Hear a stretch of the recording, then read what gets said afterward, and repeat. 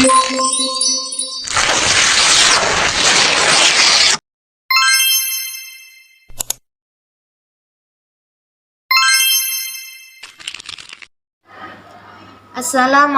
warahmatullahi wabarakatuh.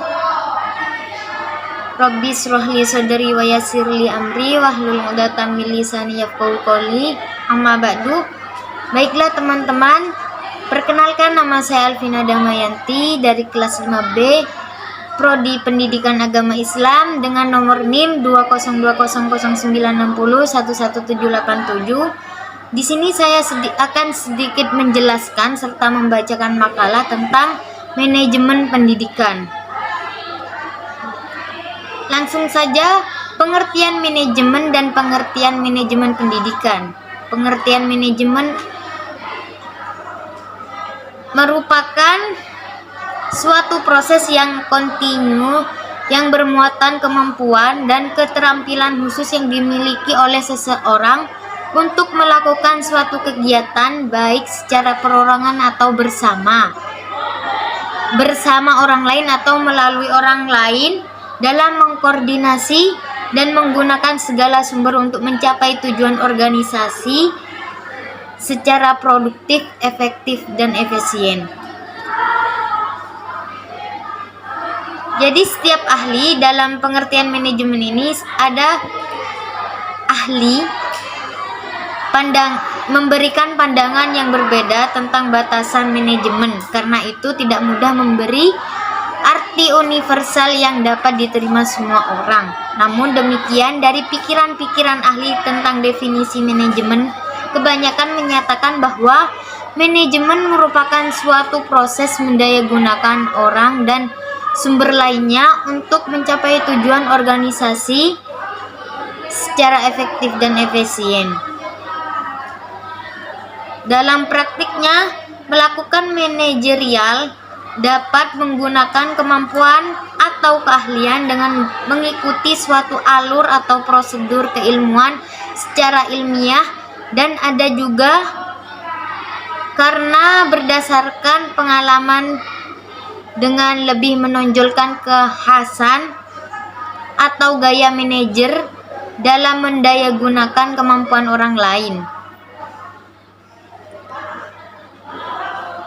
Demikian, terdapat 3 fokus untuk mengartikan manajemen, yaitu manajemen sebagai suatu kemampuan atau keahlian yang selanjutnya menjadi cikal bakal manajemen sebagai suatu profesi.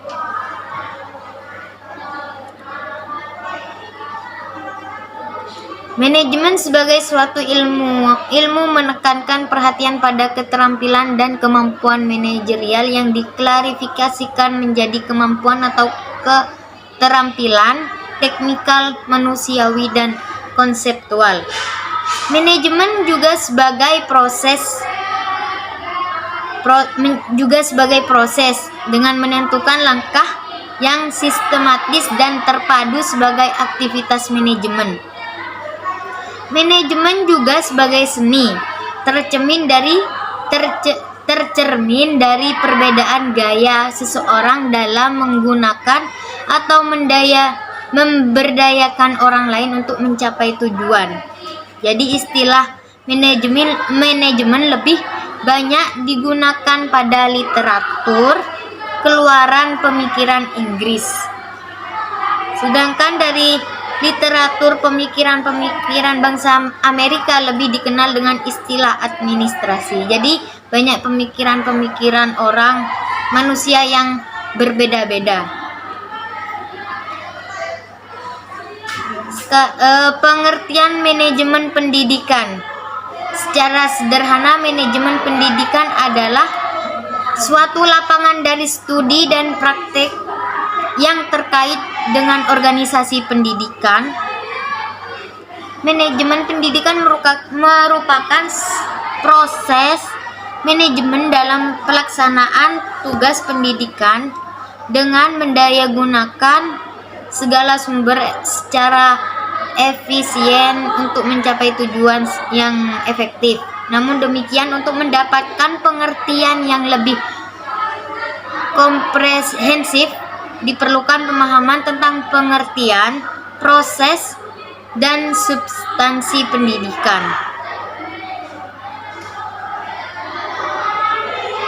Jadi, dapat disimpulkan bahwasannya manajemen pendidikan adalah suatu penataan bidang garapan pendidikan yang dilakukan melalui aktivitas perencanaan, pengorganisasian, penyusunan staf, pembinaan, pengkoordinasian, pengkomunikasian, pemotivasian, penganggaran, dan yang lain-lainnya.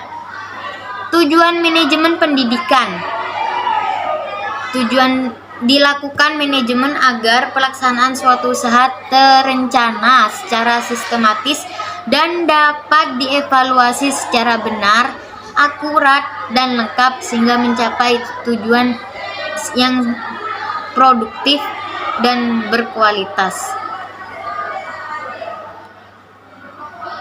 Pendekatan manajemen menurut Cons menentukan 11 macam pendekatan teori terhadap teori dan praktek manajemen. Di antaranya perilaku antar pribadi. Ilmu dan praktek manajemen dipelajari melalui hubungan-hubungan antar pribadi, para organisasi dengan fokus kajian pada individu dan motivasinya.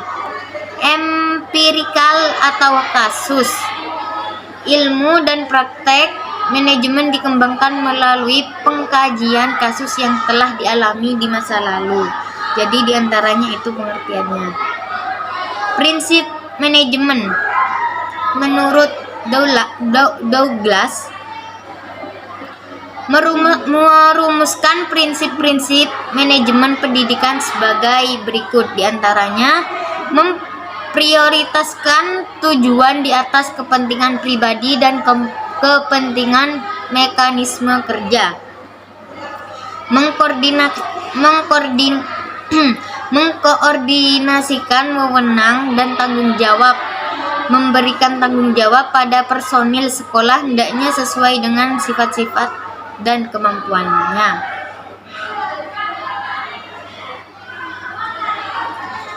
Prinsip-prinsip tersebut memiliki esensi bahwa manajemen dalam ilmu dan praktiknya harus memperhatikan tujuan orang-orang, tugas-tugas, dan nilai-nilai. Hal ini hampir selaras dengan apa yang dikemukakan Fatah yang mengklarifikasikan prinsip manajemen ke dalam 3 ranah.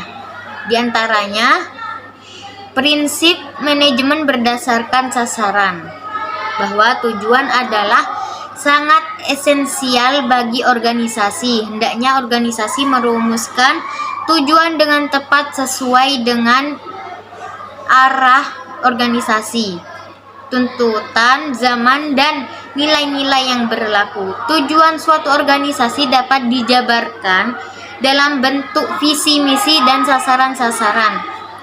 Ketiga bentuk tujuan itu harus dirumuskan dalam satu kekuatan tim yang memiliki komitmen terhadap kemajuan di masa depan organisasi.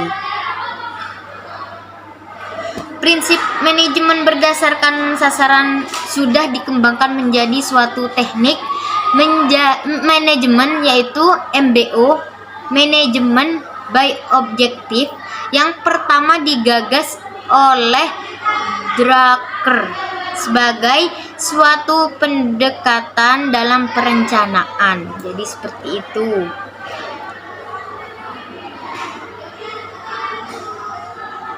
Mungkin ini saja yang dapat saya sampaikan. Kurang lebihnya saya memohon maaf yang sebesar-besarnya. Wabillahi taufiq wal hidayah.